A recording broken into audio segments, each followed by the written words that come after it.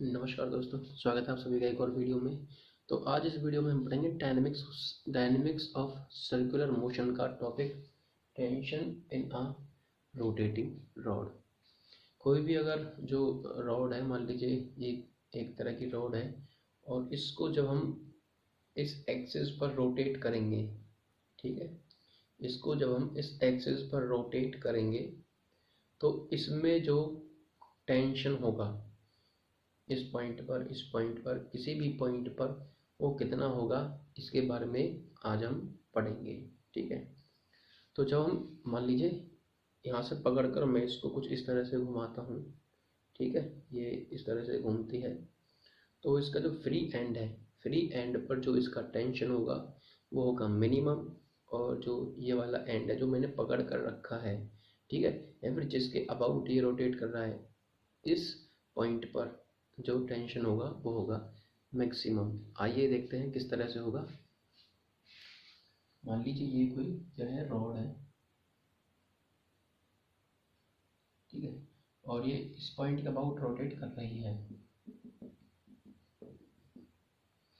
ठीक है। अब हमको बताना है भाई इसमें होने वाला जो टेंशन है, किसी भी पॉइंट पर जो टेंशन है वो टेंशन कितना है, ठीक है। तो हम एक जो है छोटा सा पार्ट लेते हैं इसका,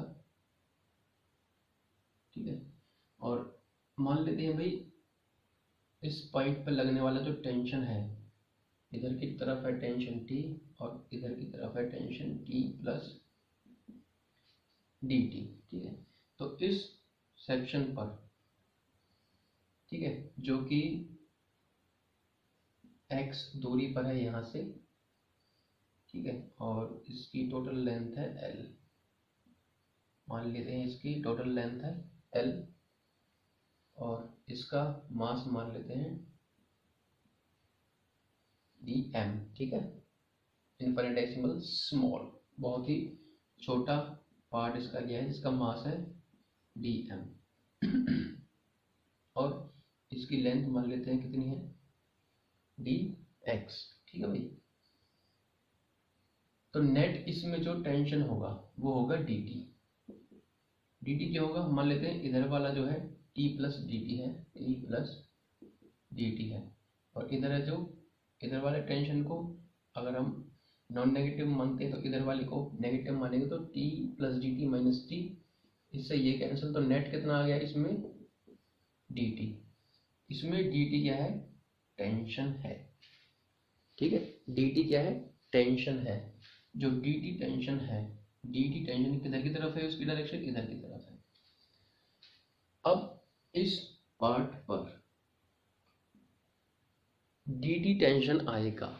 अब ये जो dt टेंशन होगा ये किस कारण होगा, ये कारण होगा सेंट्रीपिटल फोर्स के कारण, ठीक है। तो जो dt है वो बराबर हो जाएगा सेंट्रीपिटल फोर्स जो इस पार्ट पर लगेगा, ठीक है। So dt is equal to centripetal force is equal to m r omega square. अब ओमेगा तो पूरी की पूरी इसके लिए भी सेम है और इसके लिए भी सेम है, ठीक है। तो इस पार्ट के लिए क्या होगा, एम आर ओमेगा स्क्वायर, मास कितना है डी एम मास है इसका। अब इसकी जो है यहाँ से यहाँ तक अगर इसकी लेंथ x है ये वाली, ठीक है, और ये टोटल लेंथ है l, तो ये वाली लेंथ कितनी हो जाएगी l माइनस एक्स, ठीक है। तो रेडियस कितना आ गया इसका l minus x multiply by omega square. Angular velocity, ठीक है, एंगुलर वेलोसिटी क्या है, कांस्टेंट है यहाँ पर। तो अब हम इस पूरी लेंथ के लिए इसका टेंशन निकाल लेते हैं, ठीक है, पूरी लेंथ के लिए, या फिर पूरी लेंथ के लिए नहीं, इस पॉइंट पर जो है क्या टेंशन होगा।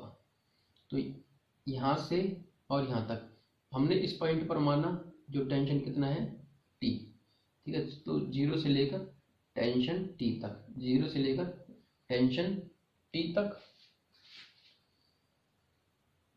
Is equal to d m, अब डी एम किसके बराबर है, इसका भी इंटीग्रेशन कर दिया हमने। देखो 0 से लेकर टी तक किया। अब इसमें ये क्या है, लेंथ है, ठीक है। ओमेगा स्क्वायर कांस्टेंट है और क्या है, डी एम। अब देखो इसमें कैपिटल एम मास में, या फिर ये जो पूरी लेंथ है यहाँ से लेकर यहाँ तक, यहाँ से लेकर यहाँ तक लेंथ है एल, उसमें मास हमने मान लिया कैपिटल एम, ठीक है। अब ये वाली जो लेंथ है डी एक्स जो लेंथ है उसमें कितना मास है, d m. So d m over m is equal to d x over l, d x over l. So d m is equal to d x multiply by m over l. तो d m की जगह क्या लिख देंगे हम, m d x over l, m को multiply किया d x over l, ठीक है। तो ये आ गया हमारा इसका स्मॉल मास निकल कर कि भाई ये मास इसके बराबर है। अब कैपिटल एम जो इसका पूरे का मास है कांस्टेंट है, लेंथ भी कांस्टेंट है और एंगुलर वेलोसिटी भी कांस्टेंट है। सो 0 से लेकर t d t is equal to m omega square l integration 0 से लेकर इस पॉइंट तक x तक। आप चाहो तो इस x को l भी ले लेना, स्मॉल l, कोई प्रॉब्लम नहीं है, ठीक है। और कितना हो गया, l माइनस एक्स और dx, l minus x multiply bye dx, ठीक है। बस अब इसका इंटीग्रेशन कर देते हैं।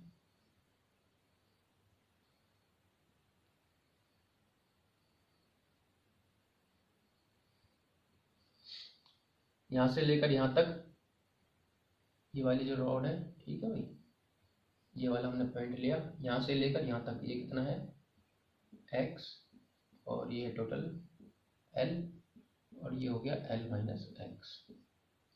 यहाँ से लेकर यहाँ तक टेंशन कितना है इस पॉइंट पे, t is equal to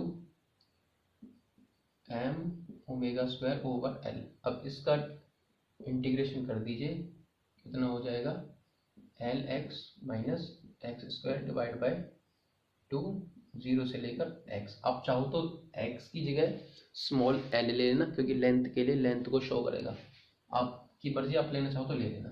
t is equal to, ये टेंशन हो गया इस पॉइंट पर, भाई इस पॉइंट पर हमारे पास टेंशन आ गया इतना, या फिर ठीक है इस पॉइंट पर ये वाली इक्वेशन आ गई, ठीक है, ये वाली इक्वेशन आ गई टेंशन के लिए। अब हमने निकाला इस पॉइंट पर, तो इस पॉइंट पर टेंशन आ गया जो कि है t किसके बराबर, m omega square L x minus x square divide by 2, और ये लिमिट पुट कर देना आप, तो आपके पास जो है निकल कर यही चीज़ आ जाएगी, x की जगह x से तो करोगे।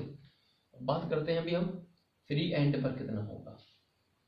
फ्री एंड पर मैंने 0 बताया था ना, तो 0 ही होगा, क्यों, क्योंकि इस पॉइंट पर x की जो वैल्यू है कितनी है 0, इस पॉइंट पर x कितना है 0, तो इस पॉइंट पर x 0 है, तो यहाँ पर जो है x की वैल्यू आप जो है पुट कर दो, ठीक है, ये l minus x multiply bye D x. तो यहाँ पर एक x और आएगा, वो x होगा ये वाला जो टेंशन है, ठीक है ना, यहाँ से x और x यहाँ से कॉमन ले लो आप, x और x यहाँ से कॉमन ले लो, ठीक है। तो आप चाहो तो यहाँ पे रख दो लिमिट को 0 से लेकर x, और x की वैल्यू जो है इस पॉइंट पर कितनी होगी 0, आप इंटीग्रेशन करोगे तो यहीं पे निकल कर आओगे, ठीक है। तो इस पॉइंट पर हो गया, ये हमें निकालना है इस पॉइंट पर निकालना है, तो यहाँ से और यहाँ से x कॉमन ले लो, नहीं तो यहीं पे x की वैल्यू 0 पुट कर दो, तो 0 माइनस 0 कितना हो गया 0, और 0 मल्टीप्लाई बाय एनीथिंग इज 0, तो टेंशन कितना हो गया इस पॉइंट पर 0, ठीक है। एक बार दोबारा से, इस पॉइंट पर x की वैल्यू कितनी है 0, तो 0 यहाँ पर सारा का सारा 0 हो जाएगा, ठीक है, और इस पॉइंट पर टेंशन निकल कर आ जाएगा जो कि होगा 0। अब इस पॉइंट पर निकालो, जिस पॉइंट के अबाउट रोटेट कर रहा है, कितना होगा देखते हैं, कितना होगा m ओमेगा स्क्वायर एल। अब x को बढ़ाया, इस पॉइंट पर आ गया, तो x किसके बराबर हो गया, x बराबर हो गया कैपिटल L के। तो ये हो गया L square minus, upper limit रख देना, तो x कितना हो गया, L के बराबर हो गया। ठीक है, L square minus L square divide by 2। ठीक है, अब L square minus L square कितना बच गया अंदर, एल स्क्वायर डिवाइड बाय 2। अब एल से एल कैंसिल कर दो, सो टेंशन बराबर हो गया m omega square l divide by 2, जो कि होगा मैक्सिमम इस पॉइंट पर। टेंशन बराबर होगा 0 इस पॉइंट पर। ठीक है, हमने इस पॉइंट के लिए निकाला, जब x हमने रखा यहाँ पर, तो ये निकल कर आ जाएगा। ठीक है, तो इस वाली इक्वेशन को यूज करते हुए, इसका इंटीग्रेशन करते हुए, हम किसी भी पॉइंट पर टेंशन को निकाल देंगे एक रॉड के अंदर, चाहे फ्री एंड हो, चाहे ये वाला एंड हो। ठीक है, चाहे इसके बीच में कोई भी लेंथ आपको बोल दे कि भाई x से जो ये वाला पॉइंट इतना दिया हुआ है, मान लीजिए बोल दे कि भाई 5 सेंटीमीटर 6 सेंटीमीटर फ्री एंड से। ठीक है, तो इस तरह से आप जो है टेंशन को बता दोगे भाई कितना टेंशन है इसके अंदर। ठीक है, ये वाला फ्री एंड, ये वाला बंधा हुआ है जो कि घूम रहा है इस पॉइंट के अबाउट। मान लीजिए ये वाला हाथ है, अपने हाथ से मैंने इसको पकड़ा। ठीक है, मैं अपने हाथ से इसको घुमा रहा हूँ कुछ इस तरह से। ठीक है, अब मैं अपने जब हाथ से इसको इस तरह से घुमा रहा हूँ, तो इस पॉइंट पर तो मैंने इसको पकड़ा नहीं है, इस पॉइंट पर पकड़ा है ना। तो इस पॉइंट पर पकड़ा है, तो इस पॉइंट पर ही तो टेंशन आएगा, इस पॉइंट पर थोड़ी आएगा। सोच कर देखो, इस पॉइंट पर तो कोई टेंशन आएगा ही नहीं जब हम ऐसे घुमाऊंगा इसको। ठीक है, अपने हाथ से ही तो पकड़ कर घुमा रहा हूँ मैं इसको, कुछ इस तरह से, मान लीजिए इस तरह से घुमाता हूँ मैं। ठीक है, तो यहाँ पर तो टेंशन आएगा ही नहीं, यहाँ पर आएगा क्योंकि यहाँ से मैंने इसको पकड़ा हुआ है। अब अगर मैंने इसको पकड़ा हुआ है, तो मेरे हाथ से जो फोर्स लगेगा अंदर की तरफ, वो क्या होगा, इसका सेंट्रीपिटल फोर्स। अब उस सेंट्रीपिटल फोर्स के कारण जो कि अंदर की तरफ लग रहा है, ठीक है, अंदर की तरफ लग रहा है, तो बाहर की तरफ एक फोर्स लगेगा टेंशन का।